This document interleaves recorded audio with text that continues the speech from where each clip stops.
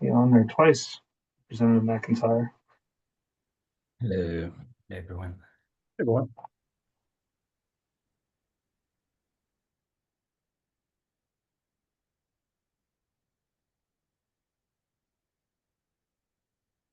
All right. Let's see. Beth, do you know if the commissioner was planning on joining? Any chance? I think she is. I'll ping her and just see if we should wait. Sounds good.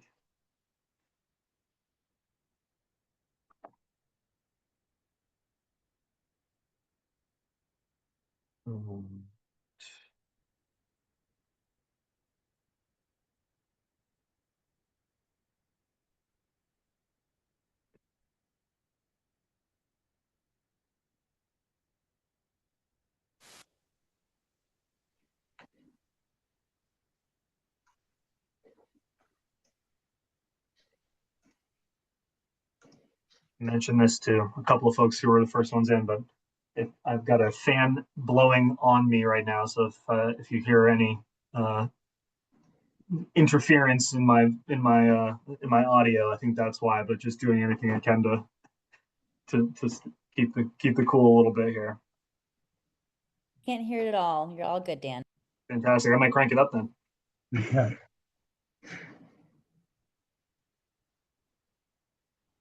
All right. I think it's okay to start. She's just wrapping up some. So Great. Ready to jump right in there? I think let's do it. Okay. What we talked about doing was we've had the large kind of full committee discussion on education, which was great. I had a chance to go back and look at that transcript and some really good stuff in there. We had our first subcommittee meeting, and so I think we're at the window to drill down on those 3 individual questions that we have for our group, and so. I thought it might make sense as we go through those. I can present those questions, highlight what we heard in the first 2 meetings in those kind of broad categories. I had a chance to go through and kind of tag comments with categories. Do the same for those cross-cutting questions that we have. Talk about any themes, and then where we might have some gaps. And so if that makes sense, I'll just quickly note those 3. Kind of what our questions are, and then maybe start diving right in, if that makes sense. Great. So three questions that we had to focus in on were, how could schools and higher education institutions use AI to improve learning and learning outcomes? How can we prepare Maine students for using AI in the workforce, and what new skills should be taught? And then what supports will educators and students and institutions need to successfully navigate these AI topics?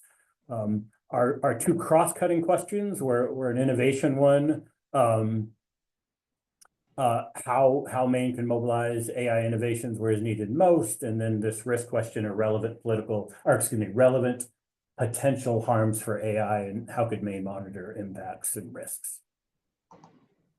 Thanks for the correction on the wording. And then I think themes. Again, what kind of themes are emerging, and I can talk about some of those that I started to see, and then we'll get into each one of those.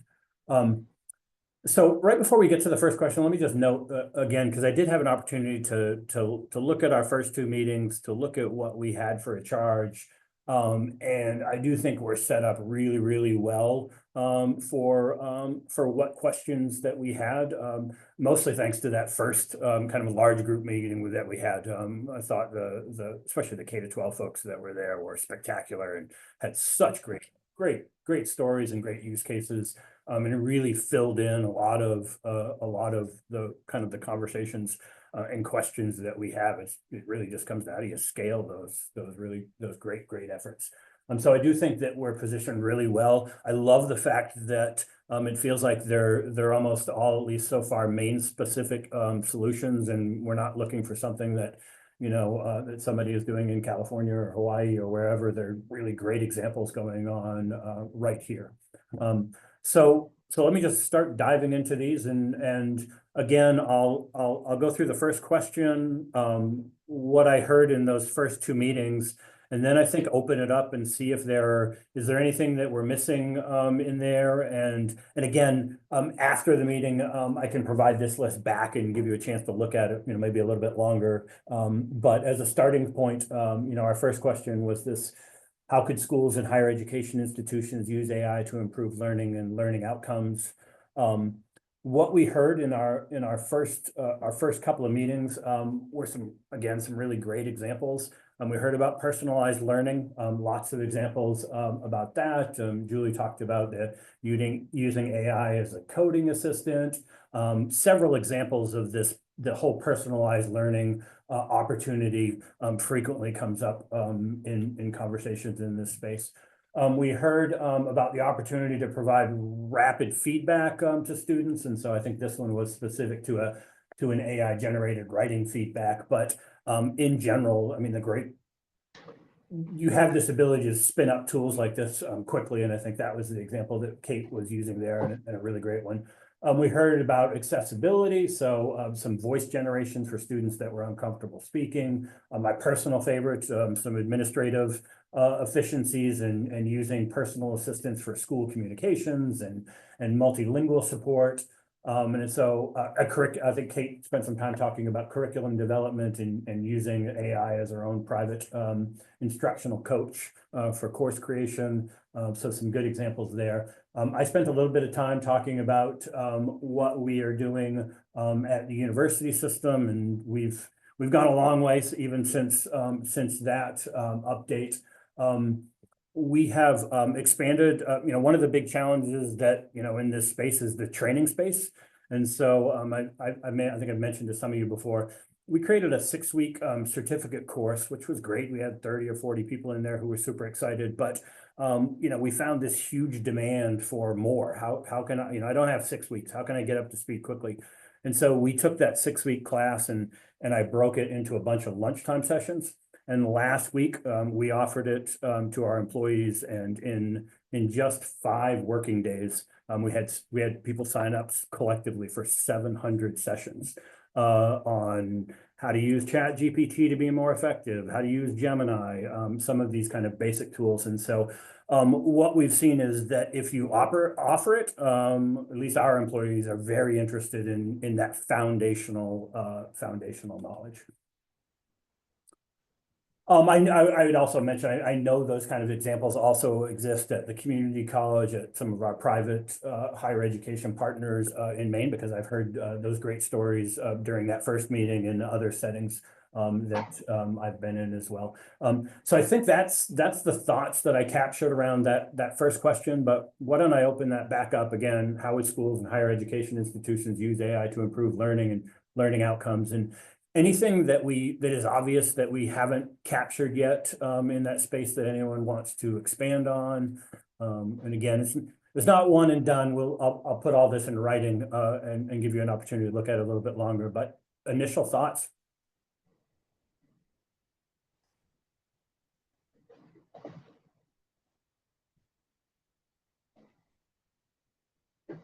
Yeah, fire away. Forgive me, but this is a question of ignorance. Is anybody on this group an AI expert? Expert-ish. Okay. If this is the direction we're moving, I'm just wondering, does DOE for the state of Maine need to have an AI instructor and curriculum developer to push all of this out?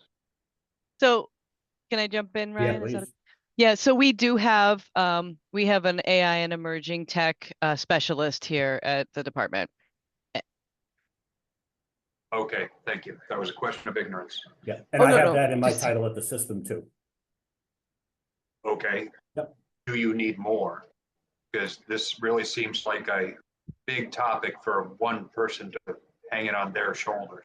Yeah, it's an awesome question and one to spend a little bit. I mean, one of the conversations that I participated in this space, and it's been a lot of them both in Maine and nationally, is that one of the challenges is there's not a lot of people that wake up and this is their job. It's some people have evolved into that role. But I know in the university system, we spent quite a bit of time figuring out how we were going to handle this and who might be in charge, and eventually the trustees and the chancellor kind of put that into my bucket. But I don't have I've got a finance team, but I don't have an AI team. And so I spend a lot of time, almost a version of preaching the gospel of AI and how it could improve your efficiency, in managing your calendar and all these type of things, trying to hook more people. And I've been successful, and I've got a group of people who have seen the benefit, and then they talk to the next group of people. It's almost like when we had that first meeting, one of the presenters made a great point about, that the model at her school was the teacher teaching the teacher, and then they teach the next person who gets excited, and so on. And that's what I'm finding in the university system so far. Thank you. Any other thoughts on that first question before I move on to the second one? Okay, we can come back to it, but question 2 was how we prepare Maine students for using AI in the workforce, what new skills should be taught. So again, going back to the meetings, again, I thought some really great points from those presentations. We heard about how critical evaluation skills and students were learning to assess AI outputs for bias and accuracy. We heard about, I think Kate specifically talked about her students working on ethical prompting frameworks. I thought that was a great one. Collectively, I think we heard it during these presentations, but I've also heard it in our university system conversations about the environmental impact of AI usage. Our students in particular have been very focused on that, and so certainly want to acknowledge those comments as well. In our subcommittee discussion, the commissioner in particular really emphasized that emphasis on critical thinking and language, innovation, all of that stuff, which is absolutely right on. We talked about what am I trying to read my own notes? Oh yeah, we talked about the skills that are needed for this space just changes so fast. And so how do we keep up with something where, the answer on Monday is different than the one that you're going to have on Friday because 3 new tools have come out and really changed the entire kind of landscape. And so how do we do that? And then we talked a little bit about the interdisciplinary collaboration. I think we had the specific example talking about AI engineers working with physicians, finance. So those are kind of how we bucketed out that second question. So again, how we prepare Maine students for using AI in the workforce, what new skills, any gaps there that are obvious, at least? So I think the way you summarize it, Ryan, is really is helpful. I think for me on this one, and it might be this one, it might be the second one, but it's just really thinking about the difference between and maybe some of this is difference between K-12 and higher ed, or just education versus everyone else, is one of the major challenges we're seeing, and we're talking about sort of nationally, is it's one thing for us to have AI introduced into our world because we're doing a job that we're arguably good at, skilled at, we know how to do. And so then when the efficiencies, and Ryan, you're awesome at pointing, like, how do you find those ways? Like, it becomes, okay, because I could do them on my own, but I appreciate that AI can save me time so I can do these other tasks that maybe I wasn't getting to or slowing down. In K-12 particularly, and I imagine this might happen in higher ed as well, is we have this challenge when students, an ongoing challenge since all of us were in school maybe before, is why do I have to learn this? What's the point anyway? And now we have something that does it for you. Now, we've arguably always had different ways that you could get stuff done, but this is free and very easy and available. So, the bar, it just keeps, that opens up a door for students. And so it's it's kind of complex to write. I don't know how we write that in there, but some kind of appreciation and acknowledgement, because I know in the kind of work that we're doing and that Ruth is doing and stuff, like as we support folks, like it's that complexity that's like this is here, we got to use it. There's excitement about it, and it's, we don't want to ban it. Like we don't want to be those people who just say it'll go away. And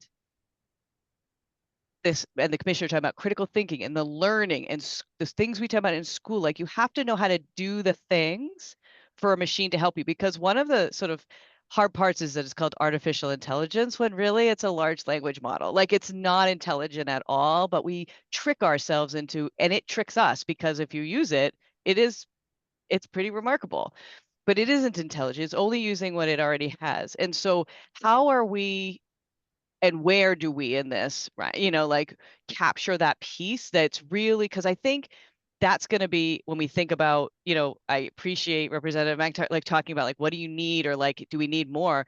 That's the stuff that's going to be complex, because it it doesn't mean school is easier, or there's less challenge on teachers, or less of a need to make sure that students understand how to learn the things that they've had to learn for a long time, and those skills, and use AI in that is just, it's made it harder in some ways, not easier to do school. And I just want to make sure that we're emphasizing those kind of things and putting the support into them.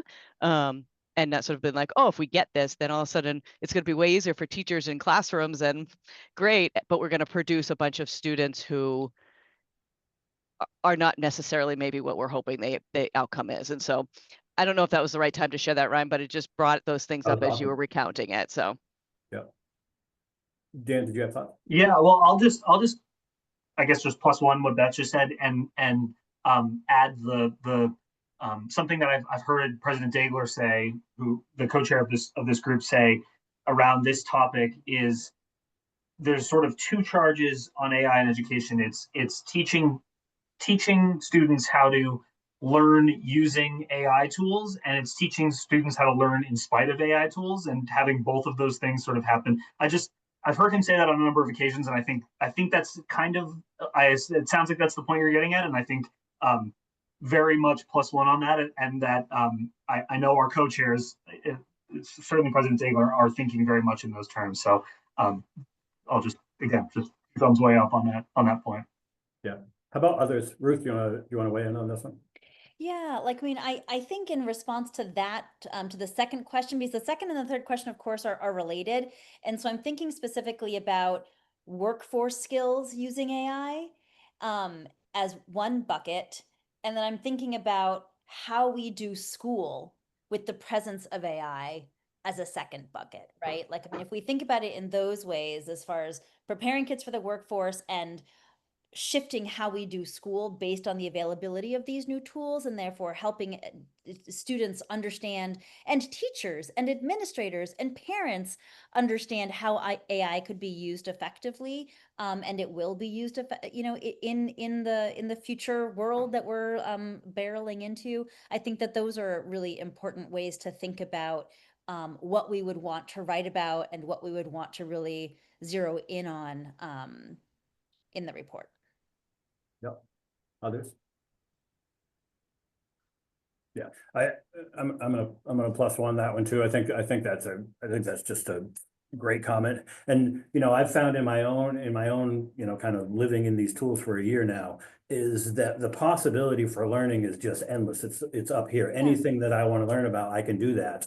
But that's exactly right. If I wanted to shortcut it and just say, give me the answer to this, I can also get that in 2 seconds and move on to the next thing. And Right. so it really depends on how you use it, for sure. And I think one other thing that I'll add that's a little bit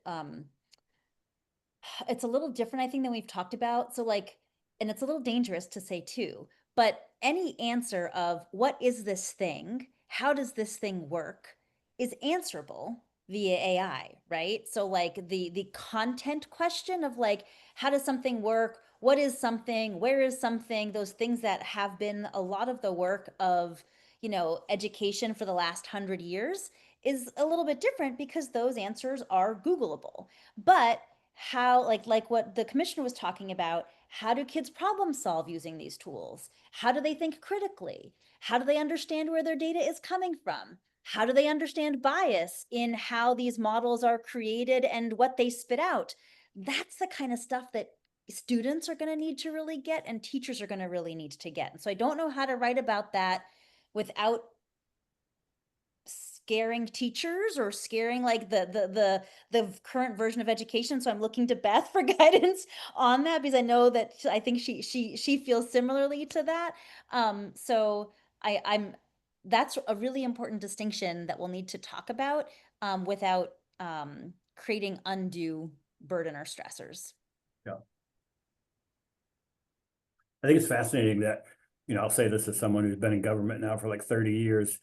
I feel like a lot of reports that I've read over the years always come back to, oh, we need to have soft skills and critical thinking. And that's like the buzzword that you just put in reports. But I feel like that is, that is the sweet spot of this one. I mean, when I think about the way that I use these tools, I go back to, my critical thinking classes and thinking, if I do this, it's going to respond this way. It's a series of boxes and bumpers.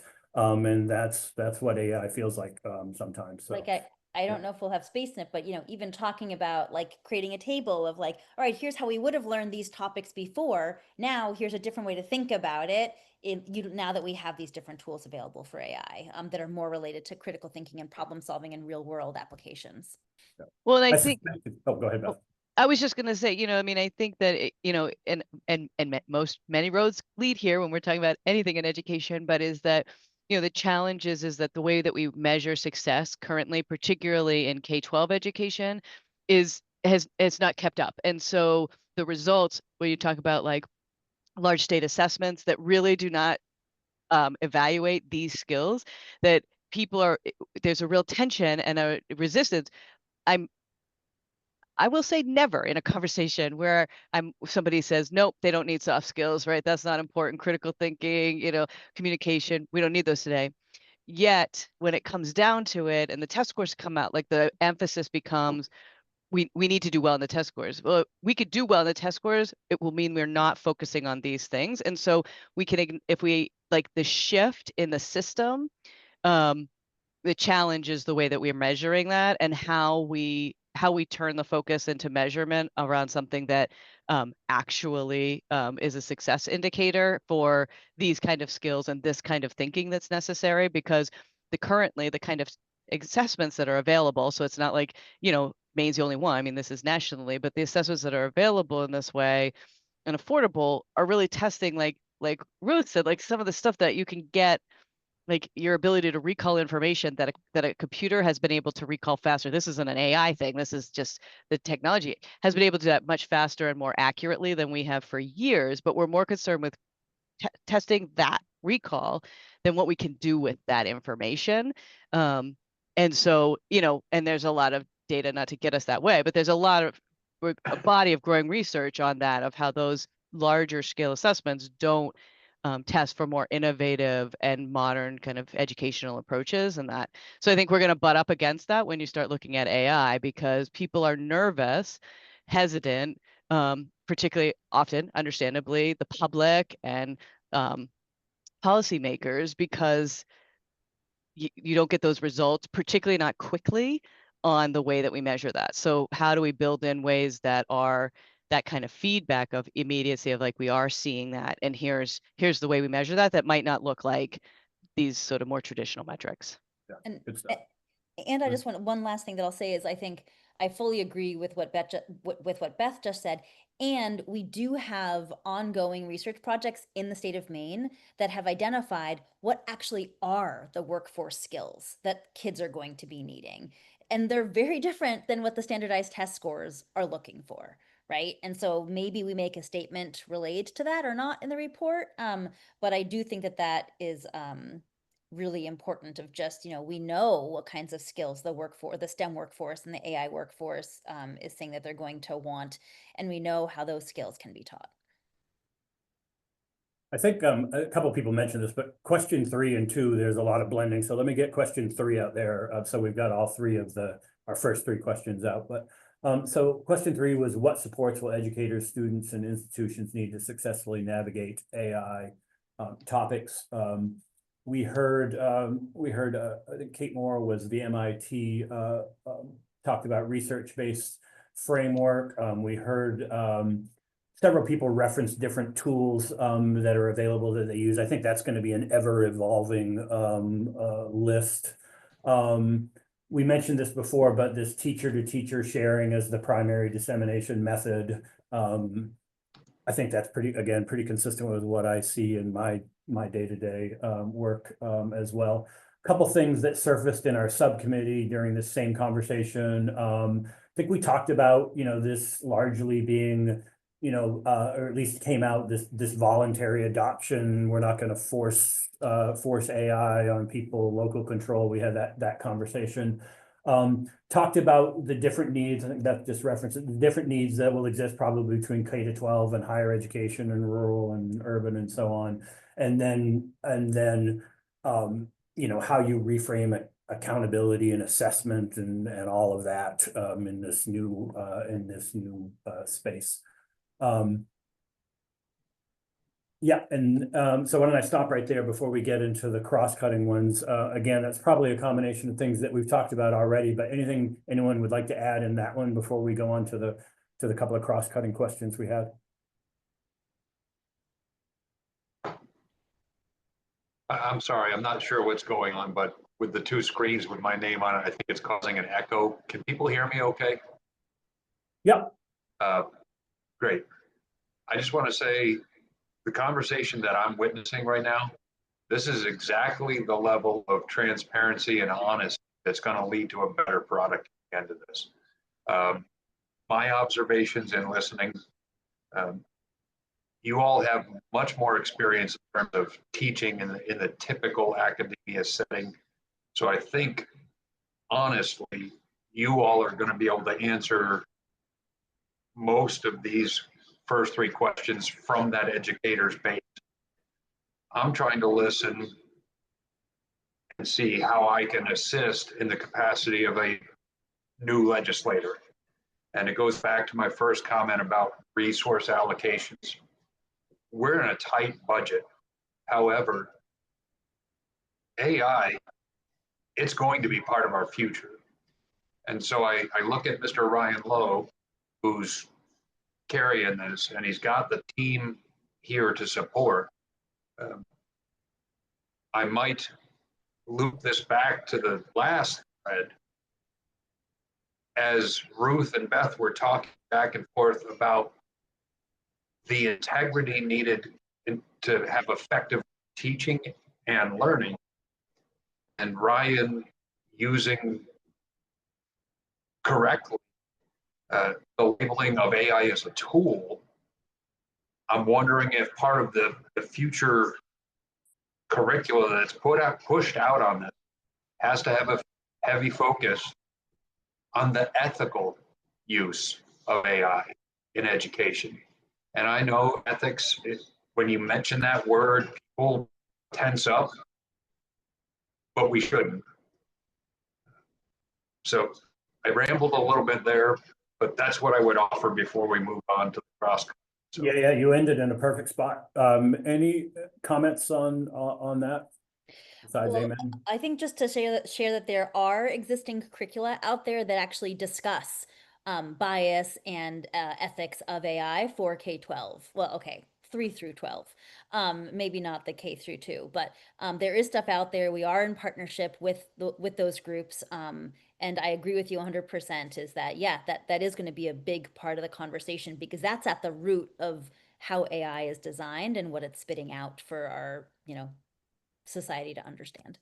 Yeah, I think it's a great point. All right, we got thumbs up. Yeah, and I'll Um, just reiterate, and yes, yeah. I'm with Maine Math and Science Alliance, and yes, we do professional development, but I'm just going to highlight again, PD, professional development, support teachers, support the administrators. I think that oftentimes left out, but really supporting the administrators and understanding what they need to about AI, because in working closely with school districts, we oftentimes find that you know, the administrators, they're scared of AI, understandably. And so sometimes that can become a firewall. So I think just to highlight that differentiation, it's not just always about the educators. Sorry, I'm going to jump on that. Sorry, I know we like kind of keep going back and forth, but it's great. But I think something for this group to think about, and I appreciate the acknowledgement of like, it is nice to have this kind of transparent conversation about what we're doing. But I think if you look back, I mean, even as far as I think most of us here can remember, like when email sort of came onto the scene in teaching, you had many teachers who were wouldn't use it. It's, I'm not saying that email is the same as AI, but and that went for a long time. And so while 100% Maine is local control and local responsibility, we need that. As we're thinking about this and thinking about the PD that's needed and thinking about teacher influence, like how do we balance that as we go through? Because to ensure that, and you know, our educators at that panel were great at saying like teachers helping teachers, 100%. That's what we believe at the department. I think that's what we believe in most. I know Ruth as well. Like, I mean, that's what we do. But also with something really big, and I don't think a top-down mandate is the way to do that, is just say everybody has to do it. I don't believe that's the way anywhere, but certainly not in Maine. But what might this group think about is that balance, because so that it's not only the educators who are jumping in with both feet or are willing to try these new things, because that's going to vary a student's experience, and that comes in with the equity piece of it. And we know that, as you talk about, the importance on jobs and the importance on the workforce, and if our students aren't coming out all getting that, then that isn't about local responsibility. That's about, you know, equity for all kids in Maine. We want to make sure that. So again, not in any way saying that like top-down mandate is the way to say everybody has to do this, but as we think about the kind of PD and how do we make sure that our schools are, everybody's getting that there's not an option to opt out for teachers to say like, I don't want to learn that. There may be different ways to go about learning it and different paces, but I wonder how that's done. And I think, you know, it's an ongoing for a lot of things, but this is important enough for us to really talk about in our implementation. I think it's a great point. I'll just talk a little bit about my own experience here. When we made the decision at the system that we were gonna kind of go all in, if you will, we also made the decision early on that we were going to separate the classroom from the administrative side, and you know, the spaces that I oversee in facilities and finance and all the back office, that we're going to go full bore on that side, and then we're going to go at a slightly slower pace on the classroom side to kind of respect that. I don't want to tell you what to do, but there's this train coming, and I feel like I need to let you know it's there. So we're having some great conversations about gen ed across the system. I did a couple of faculty trainings just in the last 2 weeks where I had more than 70 faculty there who are there off contract now. So I was super excited about that. So I know there's a lot of excitement, but it can be challenging too, because I've also heard people who say, you know, I've only got 4 years left, so I'm just going to wait this out. And it's like, you don't have 4 months, never mind 4 years. Other thoughts on any of those 3 questions? And I'll start hitting the 2 cross-cutting questions, if that makes sense. Just Yeah. to I guess push things a little bit here, given, I mean, selfishly maybe, the fact that we have a couple of months now left to start putting tying up some of these pieces. And I think I don't think we mentioned this at the top.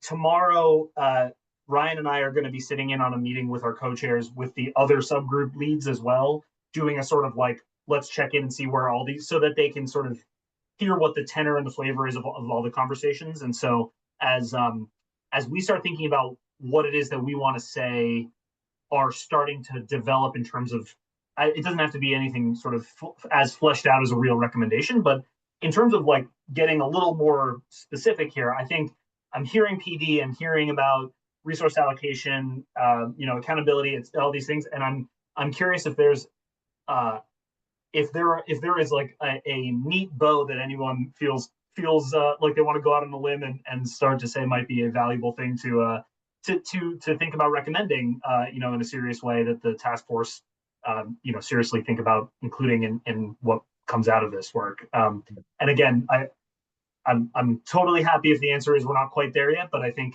if there's a way to turn PD into we should invest a certain, we should think about investing in a specific program or pilot. I would love to start drawing lines from A to B if possible. Yeah, let's take up that one, right? Because I have that same question down when we get to the challenges, and then now it's scaling, so which I think is the same thing. So what are I mean, I'll say from our perspective, the UMS perspective, and I don't know that everyone is in the same spot, but our goal, my goal, is to provide at least an opportunity for a foundational knowledge of AI to all of our employees. We have more than a dozen AI tools that we've vetted and we've approved and we have on a list, and we feel can provide benefits to our employees. And so we're setting up training opportunities for all of our employees at a minimal $25 a course.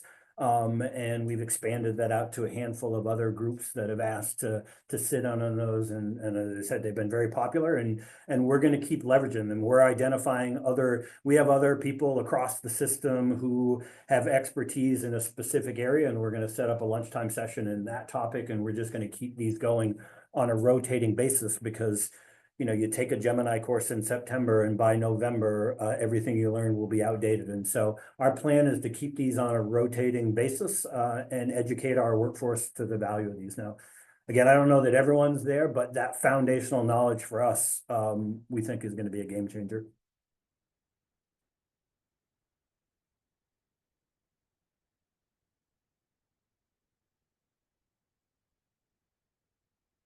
All right, so we'll come back to that again, because go Beth, please. I was just going to throw out one effective model that we use, and not just, I mean, I use the larger we of like PD in Maine tends to be in a model of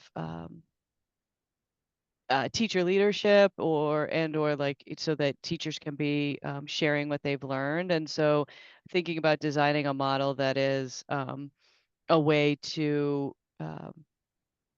train and get somebody, sort of like what you've done, Ryan, right? Is like you're digging all in, and then you're back and able, and I'm sure you're getting people at the different campuses, and your people that are around, and then they can work at the more, like for us at the school level, is more of a model that is more sustainable for Maine. And so something like that has worked in other initiatives as far as a model that we could recommend investing in. And when I say investing, I do think there needs to be, and I know Ruth and I agree on this, like educators need to be paid for their time outside of this. This is additional work that they're doing. And especially if we're asking them to take on training. And so how might we think about making sure that there's funding available to provide for that kind of training, and then to support them in the continued training of their peers, and sharing that and coaching them in the schools, and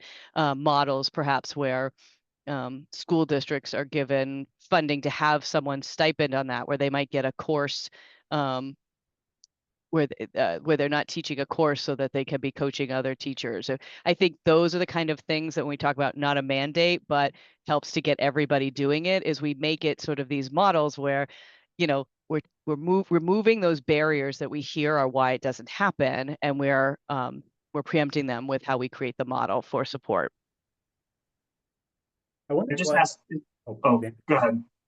Oh, can I just ask where that's worked in the past? Like, what's the existing thing that is based, like, sort of funding teacher training at the district level? Is that something that I'm forgive my complete lack of knowledge about this world. I'm just curious if there's the models are out there, and I'm all for building things that work, and Don't worry about it. It's right. Yeah. Yeah, and I know Ruth has models that they've used there around math and science, particularly. I think when we've rolled out literacy initiatives in the past around that, it's the same, bringing together some of our bigger ones. We've done it around computer science. That's ongoing as an approach to doing that. But Ruth, I'll let you share the work that you guys have done as well.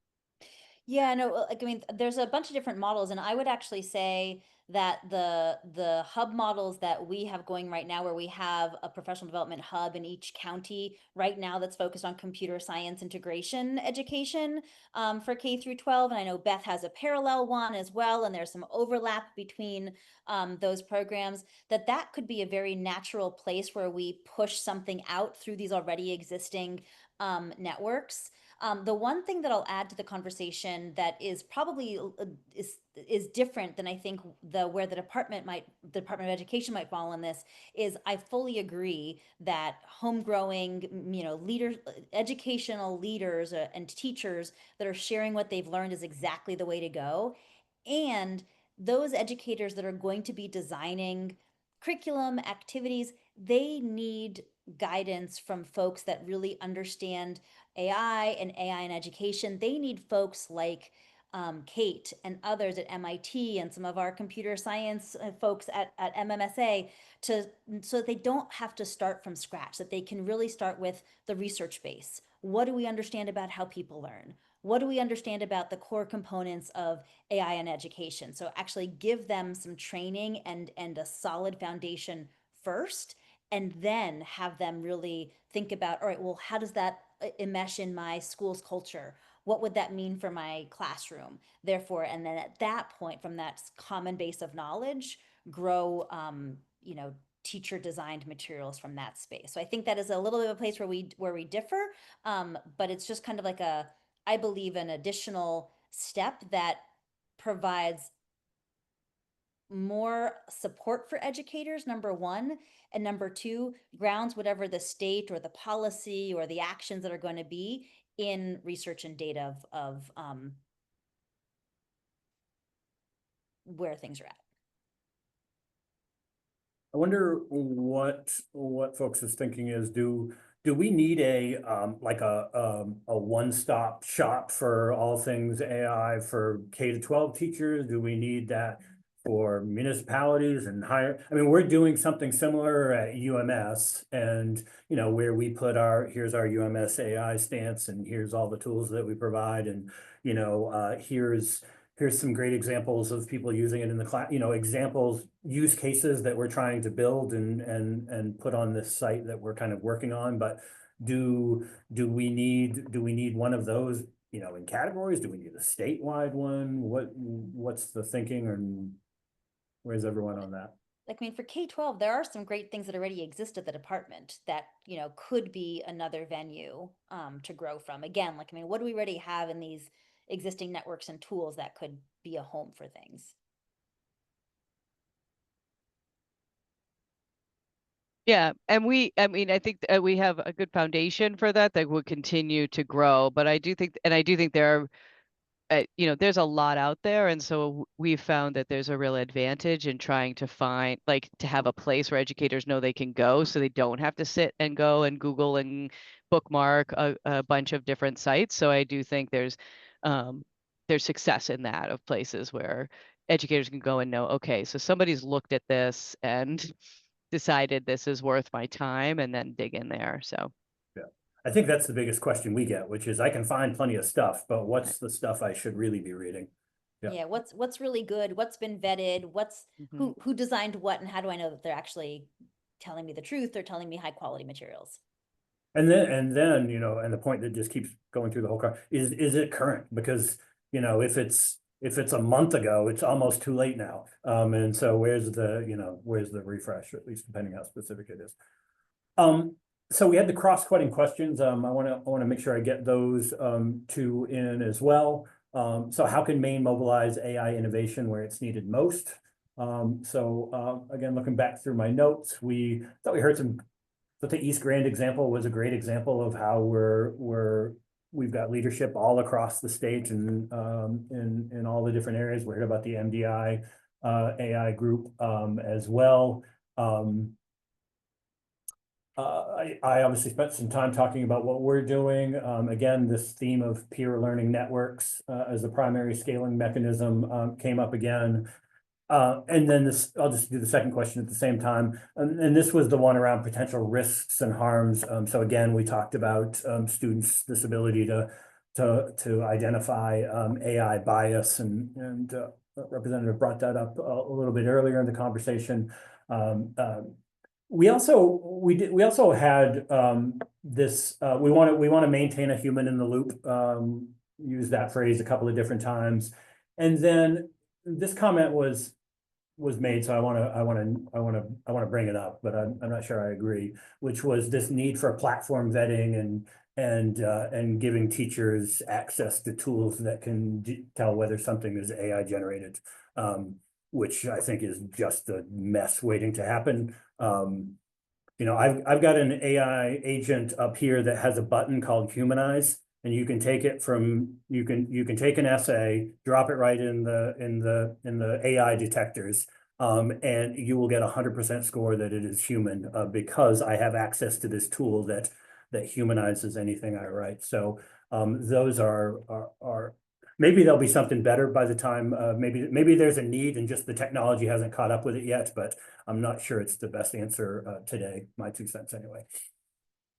Other thoughts on again, potential harms and how we monitor risks and impacts, and then this, how can we mobilize AI where it's needed most?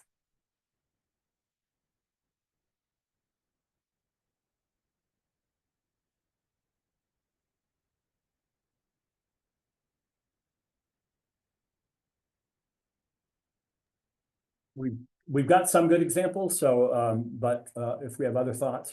I think Representative McIntyre, were you saying something? I think you're on mute. If you were, I thought I saw you. Oh, I'm sorry. My bad. Chewing on it. Understand. I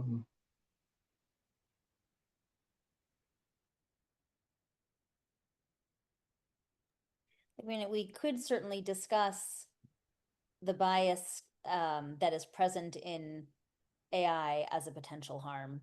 Like, I mean, how would we want to structure that section? Because there's such a wide swath of potential harms. I don't know how we would want to zero in. I mean, it could be we just reference national. I mean, there are national literature out there on, and we stay at that level. But I think it's absolutely something we need to talk about for sure. Yeah. And I'll just say from a sort of logistic perspective, I think that these 2 questions that are for all groups, I think are meant to, number one, surface things that we might not have thought of already. And especially, I think with the innovation piece, I think that's, you know, if there's opportunities for Maine to continue to lead and to innovate on these issues, I think we're interested in hearing any of those. And then number 2, we have a whole sort of subgroup that's thinking a little bit about risks as sort of their sole charge. And this is, are they going to miss anything from that this group with the sort of level of expertise and topic subject area expertise, are they going to not have the background and the sort of the expertise necessary to say something that might be specific to education that is not, you know, AI bias is across all domains here, and that's a sort of a potential harm and a risk. Mm-hmm. Is there something in the education phrase here? And I think Ryan's point about the push and pull between, you know, does it make sense for us to invest, or for teachers to invest in tools to ID whether AI has been used? I don't know that, but that's sort of a specific education piece there. So I see. Then I think that is really helpful. I think then the one other thing that I would add as a potential risk is the big push of many, not within Maine yet, but I know in other larger states and larger urban districts, there's been a huge push towards AI tutors in the classroom that I think is quite risky for students and for education and kind of like education as a profession. So as far as the risks, I feel like it's not going to be fair to students, that it's going to kind of not allow for differentiation in the way that it should, or to dehumanize it. So I can talk a little bit more about that, but I know that there's a lot of industries and even code.org that are focusing a lot on the expansion of AI tutors. And I think it would be a huge disservice to Maine students and educators if we put many eggs in that basket. We certainly agree with that, the department. And I would also, I think, thinking about like the specifics that you say, Dan, too, I think, again, where this fits is I anticipate in the next session, there will be work around banning because of the stuff that's coming out around dangers to children and suicides caused by conversations with an AI that told them to kill themselves. The things that are happening when we're dealing with children are more vulnerable than our adults. Again, we really believe education is the tool to that, and students need to understand what they are working with and know that, but they are a vulnerable population, and obviously we all care for our kids and want to protect them. And so that's going to be like I said, I anticipate that coming up next year as from folks in opposition to having AI in the classroom or anywhere near schools. And I think so if we can, I don't know, preempt, I don't know if that's the right word, but address that in a way that is productive, that doesn't dismiss these are horrible tragedies that should never happen. And I'm sad that we have to discuss them. And we have considered them as this group and we're moving forward. Again, I don't know, Dan, if they're talking about that, but that is a specific K-12 that's going to be making some bigger headlines as we hit the next session. Yeah, I mean, completely in line with the conversations in the other groups. And I think it also connects a little bit with our healthcare conversation where we had folks talking about mental health, and we had the folks from Dartmouth talking about their, very finely tuned chatbot that took them 5 years and 100,000 man hours and is not ChatGPT, but also is, is very much the exception. And also it remains, in the sort of testing phase as it pertains to specifically using AI for mental health purposes. I completely agree that this is going to be sort of the next big piece on the regulatory front. I imagine that's the next large conversation is mental health and sort of figuring out how to even go about adapting the regulatory and permitting and licensing system to in a world with so many more of these tools out there. So let me jump to the next piece, which is looking again at first conversation we had, the subcommittee, this conversation, where do we have gaps? I think I identified maybe three gaps, and we've touched on them, so there'll be no surprises here. But how do you get the statewide coordination piece and coordinating this across across the state, the quality assurance and standards. So how do we evaluate education tools and programs? And then the conversation around assessments and I think that one popped up. This back to the commissioner's conversations about measuring the wrong skills, and the conversation we actually had here today, and the disconnect between the testing, all the pieces that we talked about today. So I think they generally, I'll say the first and the second one generally fall into this scale question. We've got great examples of districts that are doing great things. We've talked about them here. We've got great examples of folks using these tools and so on. It's just how do we scale all of that? And then it's this assessment question that we talked about a couple of times now.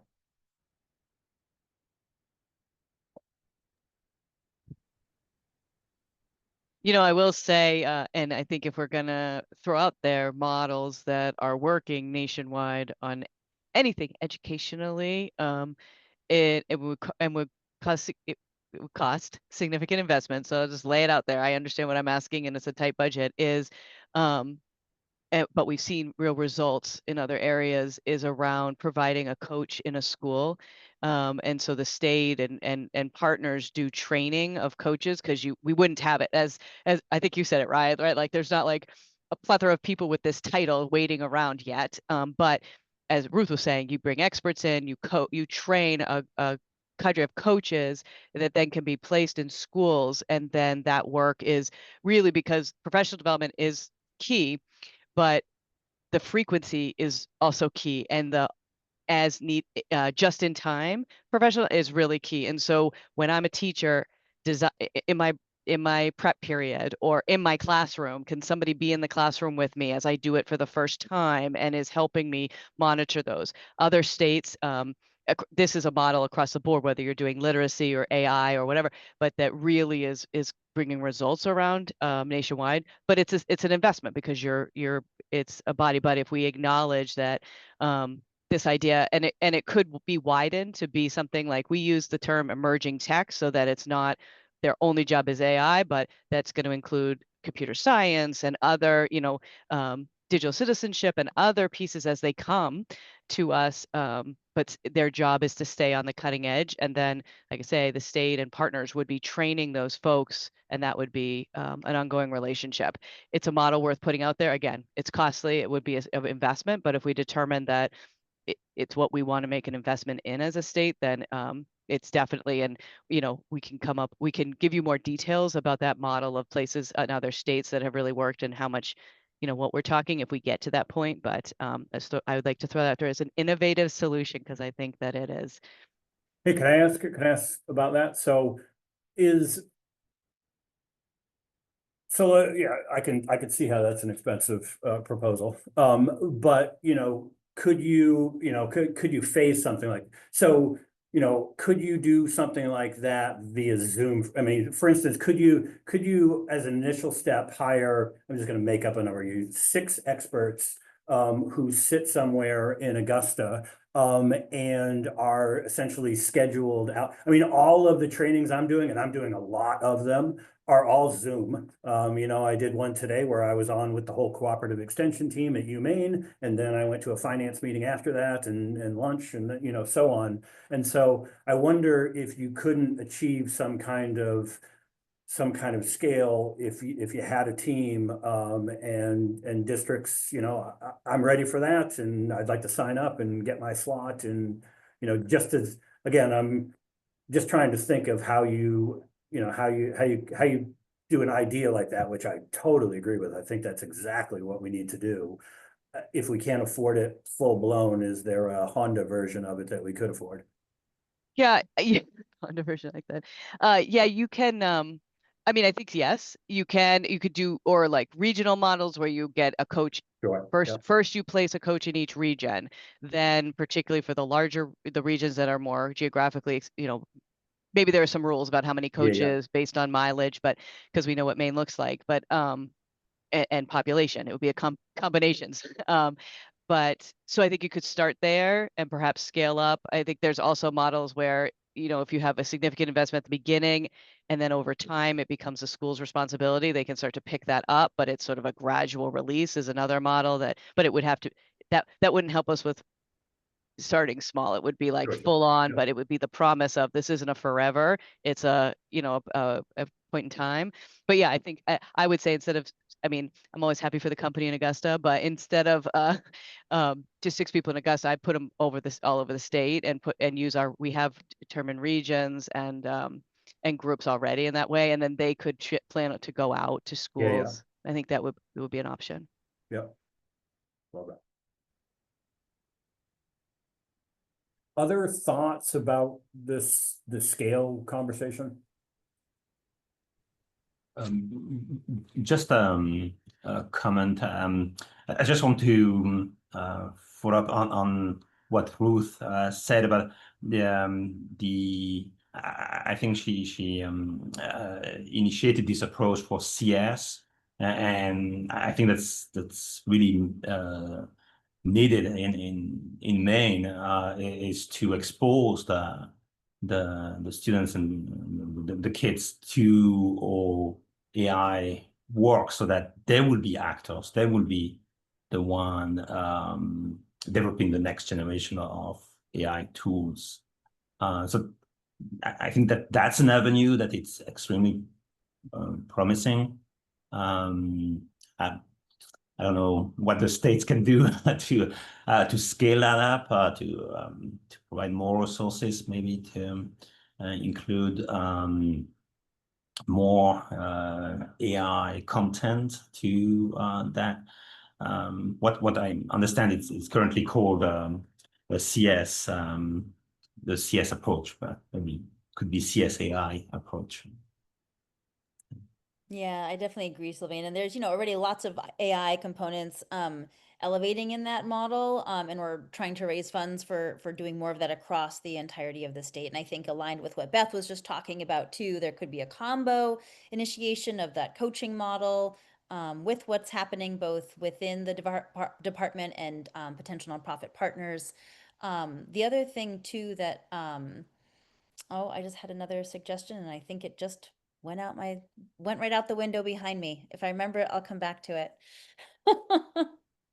Oh, I just remembered it. It was the local workforce connection. So that's something that we were talking about at the beginning, but I think we have focused so much in on the in-classroom time.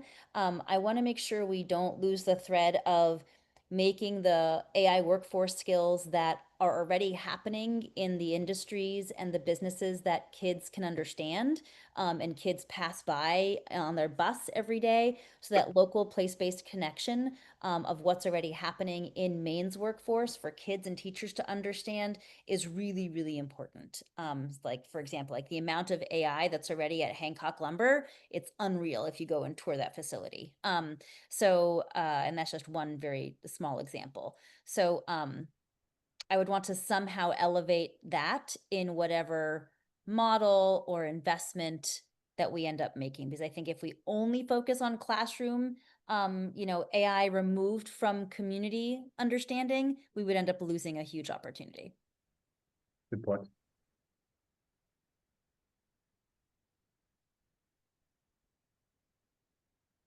So is there anything we want to say or include about this assessment and account, how we assess things and this disconnect between standardized testing?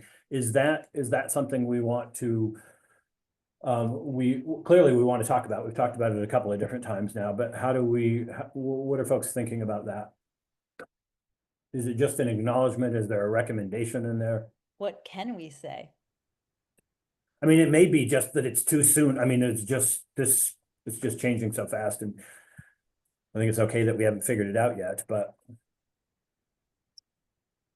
Well, I mean, I definitely think that we should say something. I think it's very in line with our messaging coming from the state around this. And I think that it would be great to be able to have some recommendations about how we could measure this. And I think that when we make a recommendation for how we would approach it, then we can suggest the metrics that it would be then measured upon and emphasize perhaps how this should be seen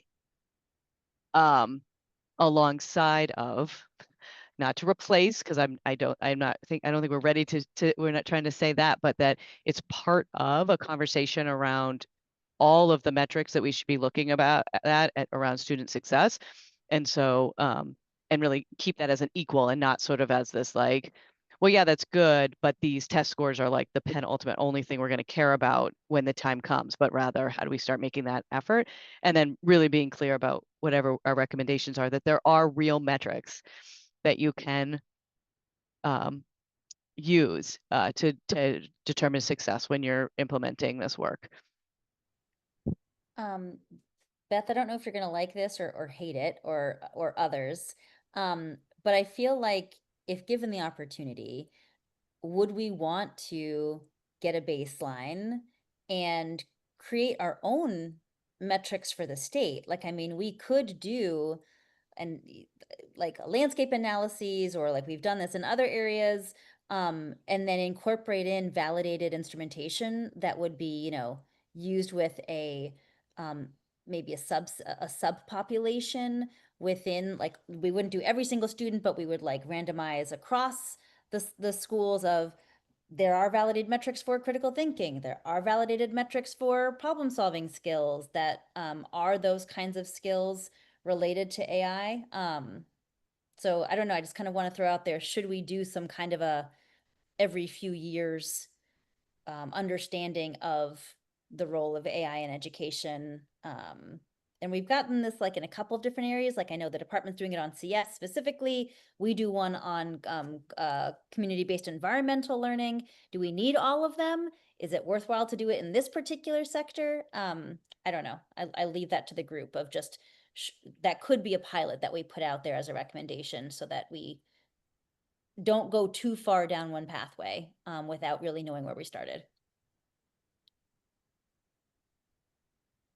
And at the risk of sounding hypocritical based on something I said earlier here, I think the germ of that idea I think is really like it sounds really valuable, and I think we also don't need to come up with the exact structure of what that pilot looks like in the second. I think the idea of a recommendation around developing a better understanding of how AI is showing up in education, how it maybe could show up in a safe and sort of responsible way to better achieve the educational and sort of labor outcomes that are, you know, we're shooting at here, I think is almost gets you about 80% of the way towards sort of finalizing that, and then we can sort of circle back on what that looks like as we get a little further along. I'll just continuing to draw lines here between this conversation and the conversation happening in the workforce group. There's a very similar idea around metrics and measuring and understanding when it comes to how AI is going to or currently is impacting our labor force, and how are we losing jobs because of AI, and if we are, where are those happening? They're really in the course of the last year and a half or so, talking to a lot of other states, no one has really figured out what the canary in the coal mine sort of metrics might look like for trying to ID those things. And so there's a conversation happening in the workforce group around should Maine think really carefully about establishing, you know, working with other states or working regionally or working within Maine about establishing a sort of a better understanding of those impacts by establishing metrics that might help us, you know, in the future track things a little more closely. And I think there's a really sort of parallel track here with Ruth. I think exactly what you were just describing. So again, not trying to say I like specific. I think we can also sort of get around design, you know, getting too deep in the weeds on exactly what that might look like in this conversation here. Yeah.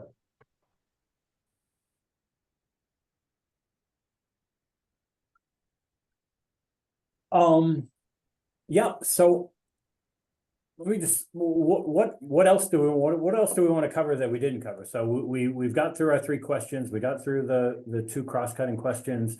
I'll, you know, as a follow-up, I think I'll work with Dan and kind of weave in where we were before to where we are now. I think we filled in even more gaps, and I think I'd come back and propose where we still have gaps, and maybe set up I'm assuming we need at least one more meeting, and then fill in those gaps at the next meeting. But what didn't we cover in the course of this meeting that we still need to tee up? Is there anything out there, anything else that we want to weigh in before I do another assessment of kind of where we are?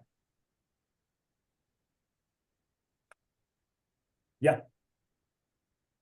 I'm going to take just a minute or so. Again, I've been trying to listen more than I speak, but I really appreciated Ms. Lambert's comment about that this is an investment. I am new to this domain of Maine politics. And I'm also the kind of guy that looks for opportunities wherever they are. I see some challenges in this state. We have the heritage industries that they're referred to, you know, the timbering and the fishing and the farming, and these are all critical, I think, to the where we are as a state, and they're going to be part of our future. I also reflect on our state's motto, which I think is one of the coolest of all 50. Here ago, let's lead, let's do something. Now there are the folks, and I know that I said it, we're in a budget sticky point. It doesn't always have to be that way. I think we as a state need to look for opportunities. Is it AI or is it other? I don't know. But I think I would be generally supportive of some type of pilot that might get us those metrics, those smart metrics, where I could gauge ROI. You know, are we just making that small investment to see if we can be that national or even just a regional leader in this domain? And one of the metrics that I would want to look at or see, hopefully, is the retention of some of the youth in this state, because right now we're hemorrhaging. There's not a whole lot of opportunity here for that next generation that all of us will eventually pass the torch to. We do need to look at other opportunities in addition to the heritage industries. So the topic came up about a pilot. What that looks like, I don't know, but if there were something proposed, I would tell you that I would be generally supportive of it, because we need to seriously consider that we are an aging state. Everybody knows it, and we've got to figure out some way to leverage technology for the future of this state. And then I would also just put in that last little plug that I mentioned earlier. Let's do it in an ethical manner, because kids still need to learn. So thank you for allowing me to free speak there. Really good stuff. Just on that point, I'll mention, as I probably mentioned this before, but as a reminder, when we made, you know, when the chancellor and the trustees, you know, kind of decided we were going to go, you know, we were going to explore this space almost exactly a year ago, we started with a $500,000 pilot. We did 350,000 that just went to each of our campuses, and we allowed them to figure out, you know, the best way to use that at the campus level. And then we did a series of pilots at the system level and working with some of the campuses, and use those resources to assess some of the investments that we're making now. So I think you're exactly right. We didn't want to go in blindly, and it was probably the best 500,000 we've spent all year. And we've saved it and then some. I may come back to you to pull out a quote like that to put in a box in our report. That's $500,000 we spent all year. That's pretty good.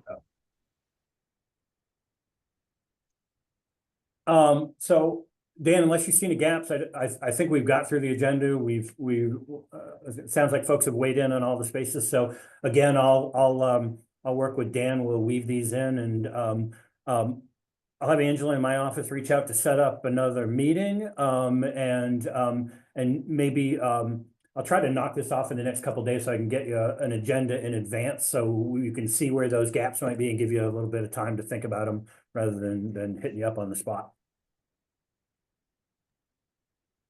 Okay, anything else, Dan? No, that's great. I appreciate everyone's thoughts here. I have taken frantic notes that I'm going to put through an AI system, so it tells me, so it cleans up, and I can read my own crazy thoughts here. Excellent.